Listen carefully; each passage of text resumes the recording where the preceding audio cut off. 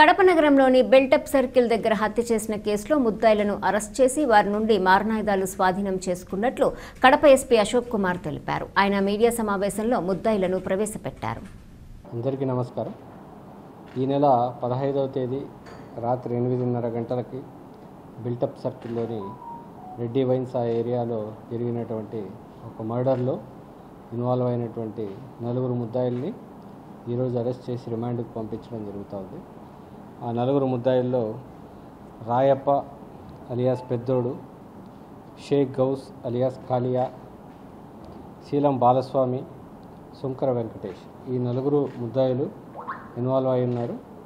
వీళ్ళ దగ్గర నుంచి 2 కత్తులు, 3 మొబైల్ ఫోన్లు, ఒక స్కూటర్ని సీజ్ చేయడం జరిగింది. అదేవిధంగా ఈరోజు వీళ్ళని రిమాండ్కి పంపించడం జరుగుతుంది. కేసు పూర్వాపరాలు గమనించినప్పుడు ఈ 4లో రాయప్ప, కాలియా, బాలస్వామి ఈ 3 కూడా రౌడీ షీటర్లుగా ఉన్నారు. 2024వ సంవత్సరంలో రాయప్పకి బంధువు అయినటువంటి చింపిరి వెంకటేష్ అనే అతన్ని ఈ మొన్న జరిగినటువంటి మర్డర్లో చనిపోయిన సాదక్ వలి చంపేయడం జరిగింది. దాంట్లో భాగంగా సాదక్ వలిని అరెస్ట్ చేయడం జరిగింది. అరెస్ట్ చేసిన తర్వాత కొన్ని రోజుల క్రితం సాదక్ వలి బెయిల్ మీద బయటికి రావడం జరిగింది.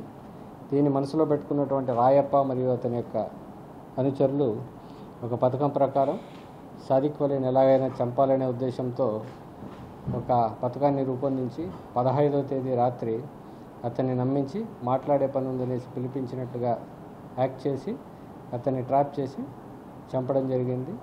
దీంట్లో భాగంగా ఈరోజు వాళ్ళని వై జంక్షన్లో ఉన్నటువంటి రామరాజుపల్లి ఏరియాలో ఉదయం 11:30 గంటలకి అరెస్ట్ చేసి రిమాండ్కి తరలించడం జరుగుతుంది.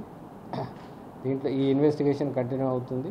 ఖచ్చితంగా వీళ్ళకు శిక్ష పడేలాగా ఇన్వెస్టిగేషన్ కంటిన్యూ చేయడం జరుగుతుంది.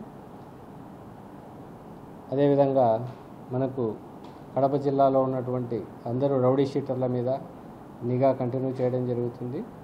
తీవ్రతరం కూడా చేయడం జరుగుతుంది. ఎవరైతే రౌడీ షీటర్లు ఏ నేరాలకు పాల్పడ్డారో వాళ్ళ మీద నమోదైనటువంటి కేసులు, ఆ కేసుల యొక్క పరిస్థితి కోర్టులో ఎలాగా ఉంది, వాటికి శిక్ష పడే విధంగా ప్రాసిక్యూషన్ వ్యవస్థను బలోపేతం చేయడం, ఈ కార్యక్రమాల మీద దృష్టి పెట్టడం జరుగుతుంది. ఇలాంటి మర్డర్లు జరగకుండా ఏ ప్రాంతాల్లో అయితే ఏ రౌడీ షీటర్లు ఉన్నారో ఆ ప్రాంతాల్లో వారి యొక్క కదలికల్ని గమనిస్తూ వారిని కంట్రోల్ చేయడం కోసం డిపార్ట్మెంట్ సైడ్ నుంచి మరింత కఠినమైనటువంటి చర్యల్ని తీసుకోవడం జరుగుతూ ఉంది. కాబట్టి అందరు రౌడీ షీటర్ల మీద నిఘా ఉంటుంది. ఆ రౌడీ షీటర్ల యొక్క రోజువారీ కార్యకలాపాలతో పాటు వాళ్ళ యాక్టివిటీస్, వాళ్ళ నేర ప్రవృత్తి, వాళ్ళ మీద ఉన్నటువంటి కేసుల పరిస్థితి అన్నీ కూడా వీక్లీ రివ్యూ చేయడం జరుగుతుంది. ఆ విధంగా వాళ్ళ మీద కంట్రోల్ తీసుకొని రావడానికి కోసం పటిష్టమైనటువంటి చర్యలు తీసుకోవడం జరుగుతుంది.